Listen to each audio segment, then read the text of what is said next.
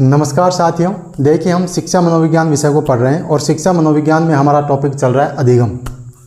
और शिक्षा मनोविज्ञान आपको सबको पता है कि शिक्षक भर्ती परीक्षाओं के लिए एक महत्वपूर्ण हिस्सा, अंक भार में एक महत्वपूर्ण हिस्सा शिक्षा मनोविज्ञान का होता है। अच्छा खासा वेटेज होता है इसका। ग्रेड 3 रीट के लिए तो हम बिल्कुल पाठ्यक्रम के अनुसार एक एक टॉपिक को इस अपने यूट्यूब प्लेटफॉर्म पर कवर करेंगे। एक एक टॉपिक को अपन सही ढंग से पढ़ेंगे। अब इनमें से जो टॉपिक कॉमन हैं, जो ग्रेड 2 और ग्रेड 1 में भी आते हैं, उनमें भी ये समान रूप से उपयोगी होने वाले हैं। तो ठीक है, हमारा अधिगम का टॉपिक चल रहा है। अधिगम के टॉपिक में हम पढ़ रहे हैं अधिगम के सिद्धांत, जिसमें हमने थॉर्नडाइक का सिद्धांत देख लिया। थॉर्नडाइक किस प्रकार भूखी बिल्ली पर प्रयोग कर रहा है और ये समझाने की कोशिश कर रहा है कि उद्दीपक के सामने होने पर अनुक्रिया स्वतः ही होती है। 3 मुख्य नियम दिए, 5 गौण नियम दिए। ये हमने पिछली कक्षा में देखा था। यदि आप चैनल पर नए हैं तो पिछली कक्षा को अवश्य देखिए, ताकि आपके थॉर्नडाइक का जो सिद्धांत है वो क्लियर हो जाए। उससे भी प्रश्न बनता है। और आज का हमारा टॉपिक है अनुकूलित अनुक्रिया सिद्धांत। अनुकूलित अनुक्रिया सिद्धांत ये भी बड़ा महत्वपूर्ण टॉपिक है।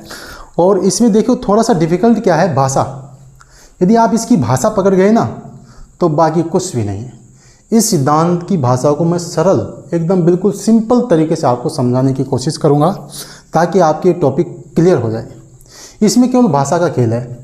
स्वाभाविक उद्दीपक, अस्वाभाविक उद्दीपक, इन सब चीज़ों को समझना है।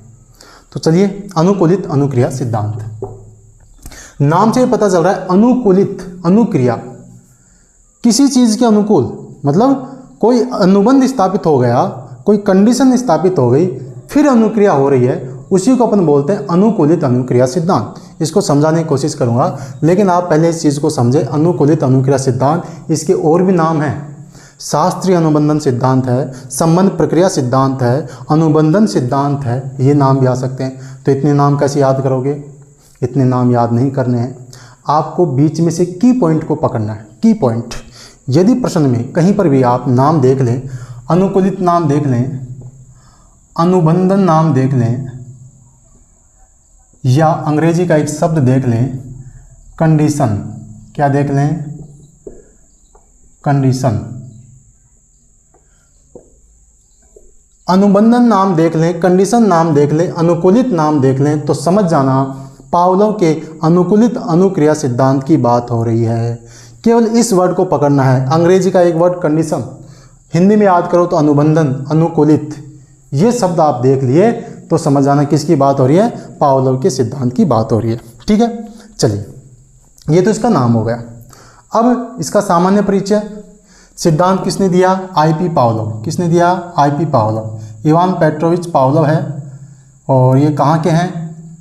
रूस के, रूसी शरीर शास्त्री हैं, रूसी फिजियोलॉजिस्ट हैं I.P. पावलोव साहब। और उन्होंने 1904 में प्रयोग किया। 1904 में क्या किया?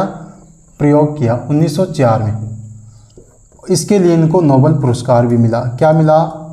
नोबेल पुरस्कार भी मिला। इस चीज़ को भी आप ध्यान रखें। इन्हें अनुबंधन का पिता भी कहा जाता है। क्या कहा जाता है? अनुबंधन का पिता, अनुबंधन का पिता या जनक। क्या कहा मैंने? अनुकूलित अनुक्रिया सिद्धांत, इसके कई नाम हैं। की पॉइंट को पकड़ना है। अनुकूलित शब्द आ जाए, अनुबंधन शब्द आ जाए, कंडीशन शब्द आ जाए, तो समझ जाना किसकी बात हो रही है? पावलोव के अनुकूलित अनुक्रिया सिद्धांत की बात हो रही है। पहली बात, किसने दिया? पावलोव। पावलोव कहाँ का है? रूस का है। क्या है? फिजियोलॉजिस्ट, शरीर शास्त्री है। ठीक है, 1904 में प्रयोग किया। कब प्रयोग किया? 1904 में प्रयोग किया। इस प्रयोग के लिए इनको नोबेल पुरस्कार भी मिला था। क्या मिला था? नोबेल पुरस्कार भी मिला था। फादर ऑफ कंडीशन, अनुबंधन के पिता भी ये कहे जाते हैं। अनुबंधन के पिता।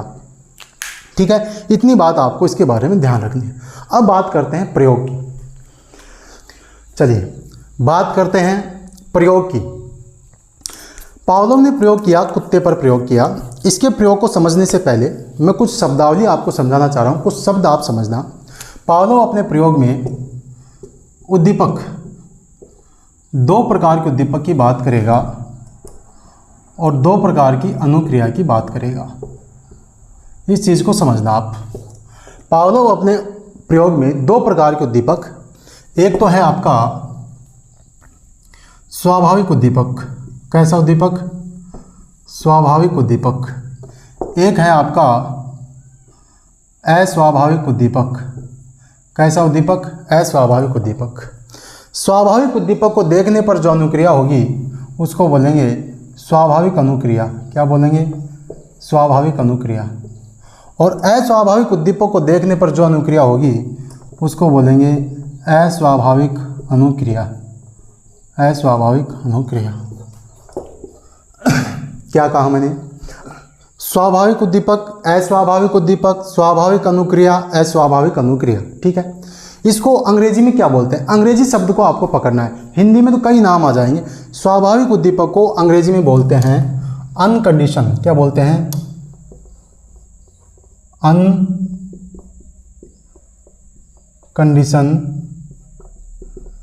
स्टिमुलस। अस्वाभाविक को बोलेंगे कंडीशन स्टिमुलस। स्वाभाविक उद्दीपक को बोलेंगे अनकंडीशन स्टिमुलस, अस्वाभाविक को कंडीशन स्टिमुलस, स्वाभाविक अनुक्रिया को अनकंडीशन रेस्पॉन्स, अस्वाभाविक को कंडीशन रेस्पॉन्स। इसको समझना। हिंदी में तो और भी नाम मिल जाएंगे। हिंदी में मिल गया अनुबंधित उद्दीपक, यह आ जाएगा अनुबंधित उद्दीपक, और यह आ जाएगी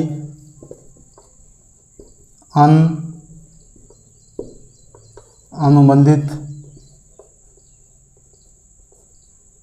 अनुक्रिया, यह आ जाएगी अनुबंधित अनुक्रिया। इस चीज़ को समझना।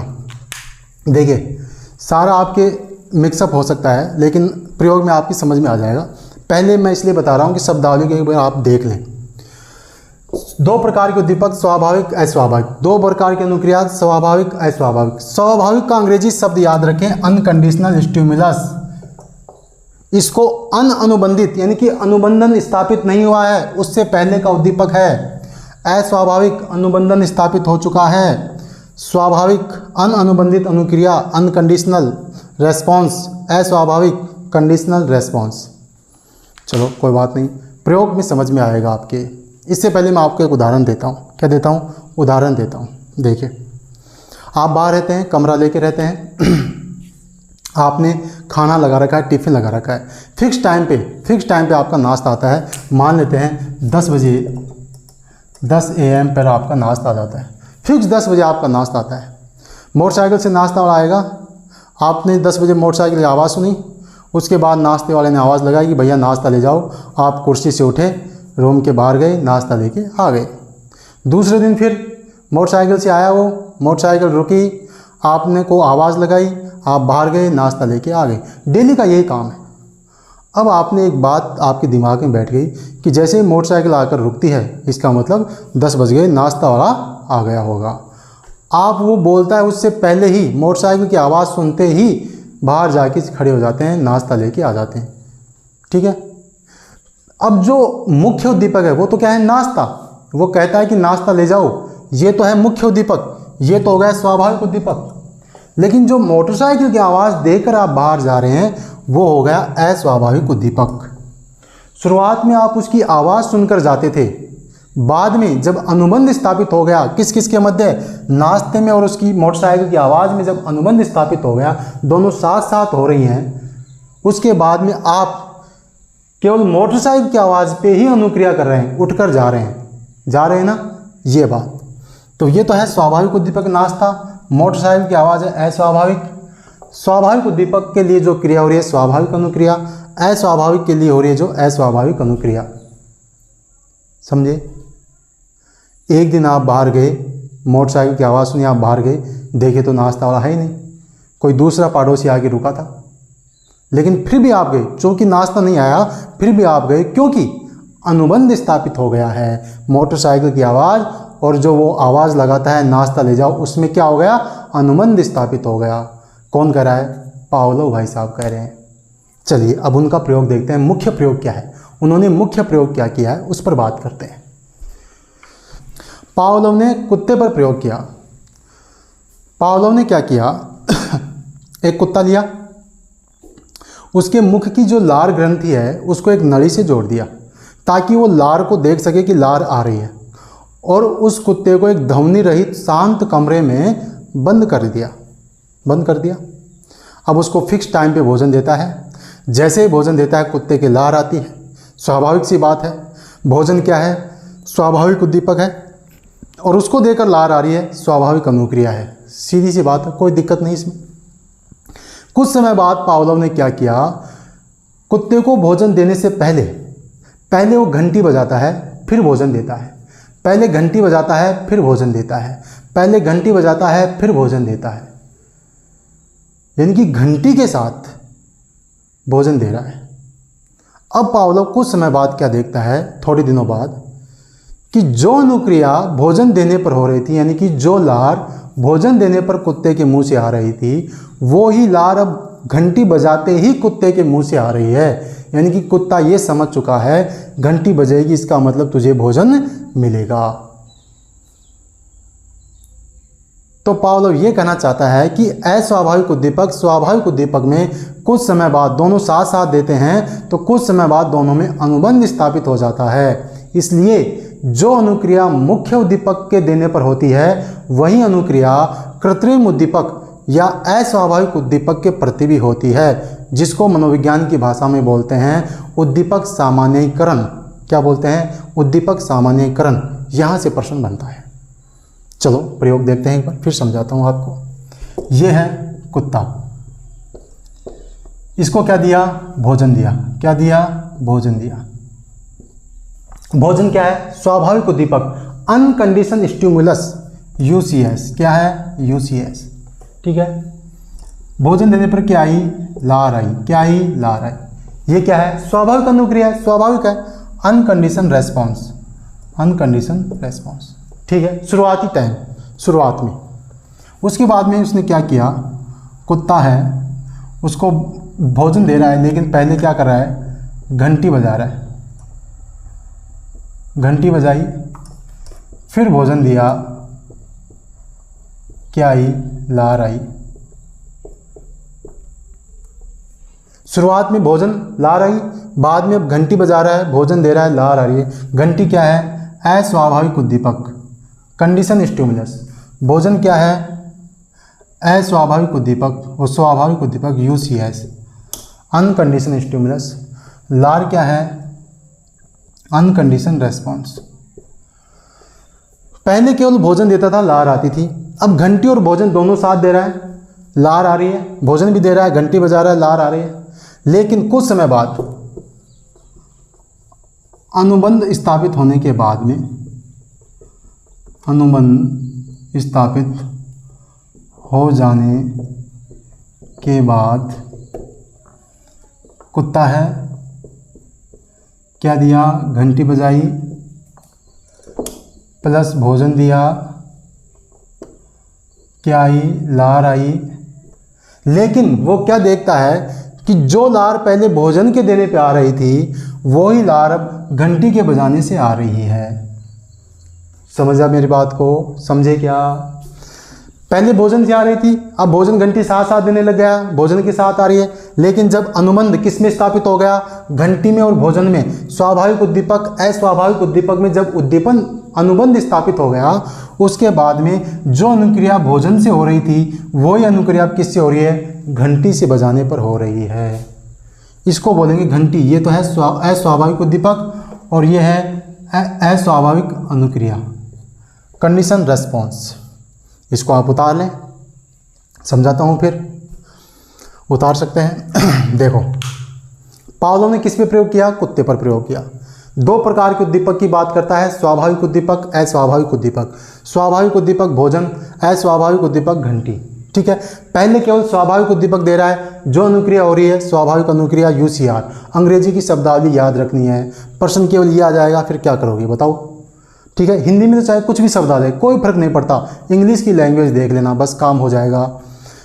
अनकंडीशन स्टिमुलस, अनकंडीशन रेस्पॉन्स, कंडीशन स्टिमुलस घंटी बजाई प्लस अनकंडीशन स्टिमुलस भोजन दिया, अनकंडीशन रेस्पॉन्स लार आ रही है। स्वाभाविक बात है, ठीक है। लेकिन अनुबंध स्थापित हो जाने के बाद में अब वो लार घंटी बजाने पर ही आ रही है, भोजन का तो वेट ही नहीं हो रहा, घंटी बजाने पर ही लार आ रही है। यानी कि अस्वाभाविक उद्दीपक से अस्वाभाविक अनुक्रिया हो रही है। कंडीशन स्टिमुलस, कंडीशन रेस्पॉन्स, ठीक है। अब प्रश्न क्या आएगा, प्रश्न क्या बनेगा, इतनी सारी बातें बताई, सारांश क्या है। चलो अब बात करते हैं इसके प्रश्नों पे। इसको उतार लीजिए आप।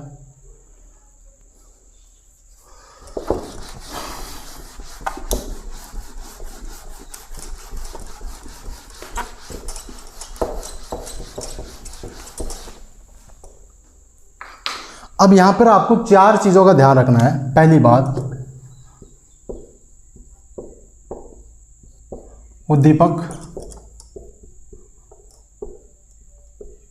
सामान्यीकरण, उद्दीपक सामान्यीकरण यानी कि जो अनुक्रिया मुख्य उद्दीपक के प्रति हो रही थी, अनुबंध स्थापित होने के बाद में वही अनुक्रिया दूसरे उद्दीपक, कृत्रिम उद्दीपक, मिलते जुलते उद्दीपकों के प्रति भी हो रही है। इसी को बोलते हैं उद्दीपक सामान्यीकरण। समझ में आया? उद्दीपक सामान्यीकरण क्या है?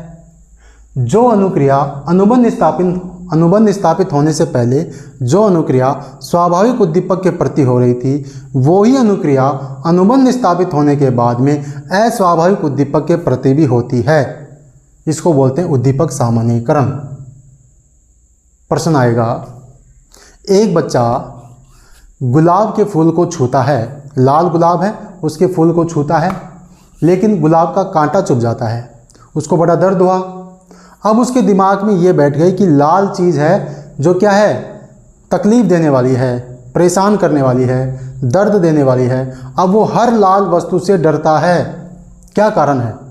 उद्दीपक सामान्यीकरण। ऑप्शन आएगा, अनुबंध स्थापित हो गया इसलिए, पुनर्बलन मिला इसलिए, भूल से इसलिए, कुछ भी। आंसर आएगा आपका अनुकूलित अनुक्रिया सिद्धांत, उद्दीपक सामान्यीकरण। समझ गए बात को? अगला,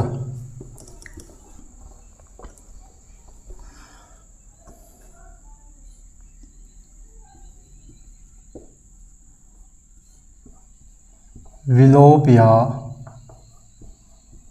विलीनीकरण। विलोप या विलीनीकरण। अब पावलोव ने देखा कि घंटी की आवाज़ पर कुत्ता क्या कर रहा है, लार दे रहा है। अब पावलोव ने भोजन नहीं दिया।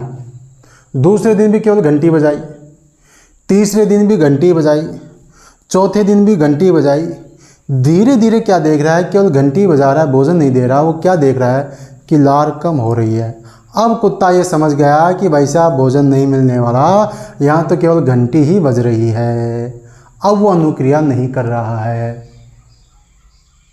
इसका मतलब यदि अनुबंध स्थापित होने के बाद में बार बार केवल अस्वाभाविक उद्दीपक ही देंगे, मूल उद्दीपक नहीं देंगे, तो धीरे धीरे अनुबंध विलोप हो जाता है। अनुबंध का क्या हो जाता है? विलोप हो जाता है। लिख सकते हैं आप, अनुबंध स्थापित होने के बाद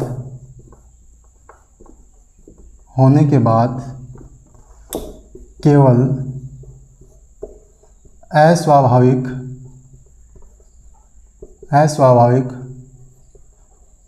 उद्दीपक ही दिया जाए तो धीरे धीरे अनुबंध का विलोप हो जाता है।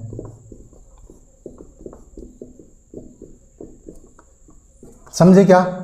जो अनुबंध किस किस में हुआ था, स्वाभाविक उद्दीपक और अस्वाभाविक उद्दीपक में हुआ था, उसका विलोप हो जाएगा। क्यों? केवल आप अस्वाभाविक उद्दीपक ही दे रहे हैं, तो कुत्ता समझ जाएगा कि भोजन नहीं मिलने वाला, केवल घंटी की आवाज़ ही आ रही है। समझ गए? एक शब्द आपको मिलेगा, उद्दीपक विभेदीकरण।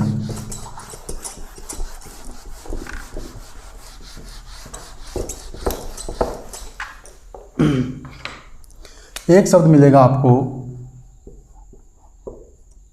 उद्दीपक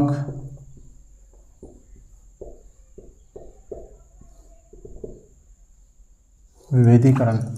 उद्दीपक विभेदीकरण यानी कि पावलोव आगे प्रयोग करें, एक तो घंटी बजा रहा है, भोजन दे रहा है, लेकिन वो साथ में एक सीटी भी बजा रहा है, यानी कि दो चीज़ें कर रहा है, दो आवाज़ आ रही है, एक तो सीटी की आवाज़ आ रही है, एक घंटी की आवाज़ आ रही है, भोजन दे रहा है। पावलोव घंटी की आवाज़ पर तो भोजन देता है, लेकिन सीटी की आवाज़ पर भोजन नहीं देता। तो कुत्ता धीरे धीरे समझ जाएगा कि सीटी की आवाज़, हाँ इस आवाज़ पर भोजन नहीं मिलेगा, घंटी की आवाज़ पर भोजन मिलेगा। यानी कि उद्दीपकों के मध्य विभेद करना सीख जाता है। इसको बोलते हैं उद्दीपक विभेदीकरण। दोबारा बता रहा हूँ, पावलोव प्रयोग को आगे बढ़ाए, घंटी के साथ वो सीटी भी बजाए, यानी कि सीटी बजाने पर भोजन नहीं दे, घंटी बजाने पर भोजन दे, तो कुत्ता उनमें विभेद करना सीख जाएगा कि घंटी की आवाज़ पर तुझे भोजन मिलेगा, सीटी की आवाज़ पर नहीं मिलेगा। यह है उद्दीपक विभेदीकरण। एक आएगा समय कारक। समय कारक, ये शब्द याद करना है। समय कारक दोनों उद्दीपकों के मध्य है, यानी कि जो स्वाभाविक उद्दीपक है और अस्वाभाविक उद्दीपक है, दोनों उद्दीपकों के मध्य समय अंतराल 5 सेकंड से ज़्यादा, 5 सेकंड से ज़्यादा नहीं होना चाहिए, तभी ही अनुबंध स्थापित होगा, नहीं तो अनुबंध स्थापित नहीं होगा। ऐसे नहीं कि 1 घंटे पहले घंटी बजा रहे हो फिर बाद में भोजन ला रहे हो, ऐसा नहीं है। दोनों के मध्य साथ साथ होने चाहिए, कम से कम 5 सेकंड से कम अंतर होना चाहिए, साथ साथ दोगे तब अनुबंध स्थापित होगा। ये चीज़ ध्यान रखनी है। अब है प्रश्न। यहाँ से प्रश्न कैसे बनेंगे? एक तो उद्दीपक सामान्यकरण से बनेगा, एक उद्दीपक विभेदीकरण से बनेगा। कैसे बनेगा देखिए, एक लड़का डेली स्कूल से आता है, घर के अंदर जाता है और सबसे पहले रैक की तरफ जाता है, रैक जहाँ जूते चप्पल रखे होते हैं, रैक की तरफ गया, जूते चप्पल निकालता है, फिर घर में जाता है। डेली का काम है, रैक की तरफ जाएगा, जूते निकालेगा, फिर घर जाएगा अंदर। एक दिन रैक को वहाँ से हटा दिया, लेकिन फिर भी लड़का घर आते ही सीधा रैक की तरफ जाता है। इसका कारण है, क्या कारण है? ऑप्शन में आएगा पुनर्बलन, भूल गया था, ऐसे कई ऑप्शन आएंगे। आपको करना है अनुबंधन। क्या करना है? अनुबंध, अनुबंध या अनुकूलित अनुक्रिया सिद्धांत ऑप्शन में हो तो वो, क्योंकि अनुबंध स्थापित हो गया, अनुबंध स्थापित हो गया। एक बच्चा, बिजली कड़कती है, तेज आवाज़ आती है, रोशनी आती है, बिजली की चमक आती है, गरजती है, चमक आती है, गरजती है। अब आवाज़, पहले बच्चा आवाज़ से डरता था, जैसे बिजली चमकी बच्चा डर रहा है, लेकिन धीरे धीरे बच्चा बिजली की रोशनी से भी डरने लगा। क्या कारण है? उद्दीपक सामान्यीकरण। अनुबंध स्थापित हो गया उस बिजली की चमक और उस आवाज़ में। ऐसे प्रश्न आपसे पूछे जाएंगे, ऐसे प्रश्न पूछे जाते हैं। या वैसे प्रश्न पूछे तो आपसे पूछ लेंगे कि पावलोव के सिद्धांत में भोजन के पहले जो घंटी बजाते हैं उसको कहते हैं, क्या कहेंगे? अनुबंधित उद्दीपक, अनअनुबंधित उद्दीपक, अनुबंधित क्रिया, अनअनुबंधित क्रिया। तो घंटी क्या है? घंटी क्या है? कंडीशनल स्टिमुलस, अस्वाभाविक उद्दीपक है। तो क्या है ये? अनुबंधित उद्दीपक है। जो मैं शब्दावली लिखवा रहा हूँ उसको आप नोट कर लें, वहाँ से भी प्रश्न बन सकता है। कुछ शब्दावली है उसे लिख लें, इस शब्दावली को आप नोट कर लें, फिर आपका ये टॉपिक कंप्लीट है। ये शब्दावली आप लिख लें, UCS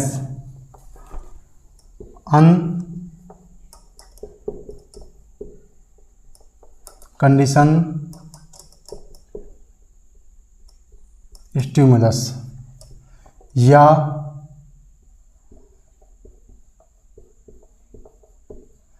स्वाभाविक उद्दीपक या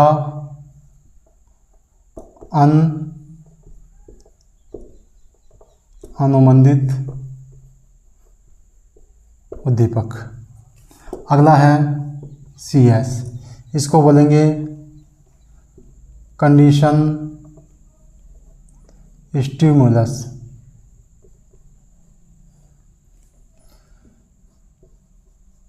अस्वाभाविक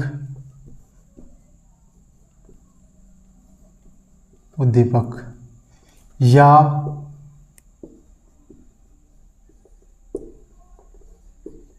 अनुबंधित उद्दीपक, इसे आप लिख लें। UCS अनकंडीशनल स्टिमुलस स्वाभाविक उद्दीपक या अनुबंधित उद्दीपक, अनुबंध स्थापित होने से पहले अनुबंधित उद्दीपक। CS कंडीशन स्टिमुलस अस्वाभाविक उद्दीपक, अनुबंधन स्थापित हो गया ना, तो अनुबंधित उद्दीपक। और अनुबंधित उद्दीपक से जो क्रिया होगी अनुबंधित क्रिया। अस्वाभाविक उद्दीपक अस्वाभाविक क्रिया। कंडीशनल स्टिमुलस कंडीशनल रेस्पॉन्स, सीधा सेम उसी की तरह है। अनकंडीशनल स्टिमुलस अनकंडीशनल रेस्पॉन्स, ये 4 शब्द हैं, इनको आप ध्यान रख लें, आपका क्लियर हो जाएगा। तो ये था अपना पावलोव का अनुकूलित अनुक्रिया सिद्धांत। उम्मीद है आपको समझ में आया होगा। ठीक है, मिलते हैं एक नए सिद्धांत के साथ, नए टॉपिक के साथ। तब तक के लिए जय हिंद, जय भारत।